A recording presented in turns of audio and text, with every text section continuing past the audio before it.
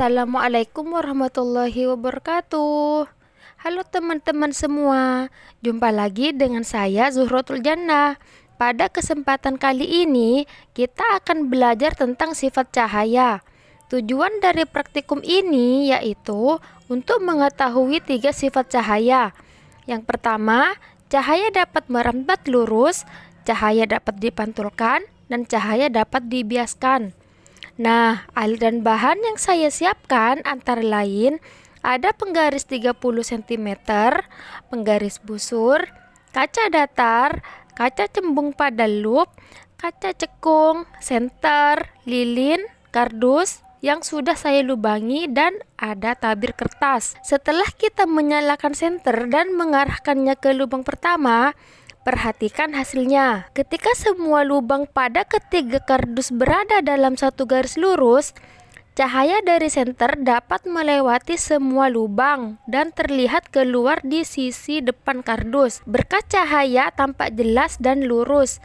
Oleh karena itu, ini menunjukkan bahwa cahaya hanya bisa melewati lubang-lubang yang berada pada satu garis. Jadi, cahaya bergerak dalam garis lurus, bukan berbelok atau membengkok. Cahaya yang datang pada 30 derajat akan dipantulkan pula pada sudut 30 derajat.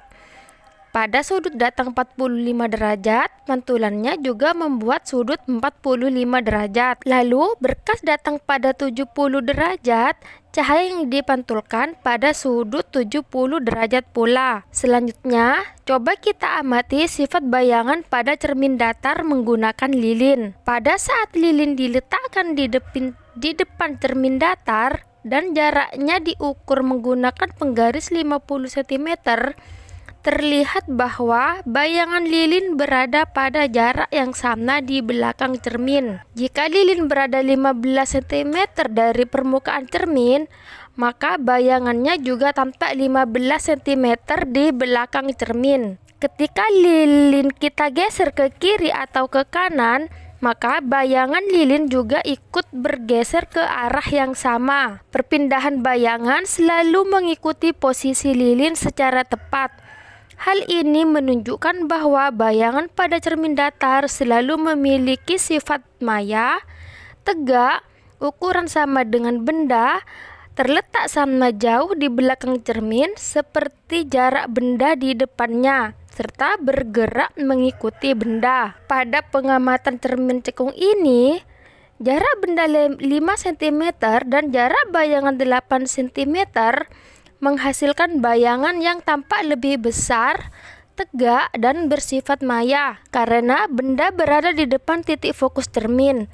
Pada jarak 10 cm dan jarak bayangan 4 cm, terletak bayangan tampak terbalik dan diperkecil.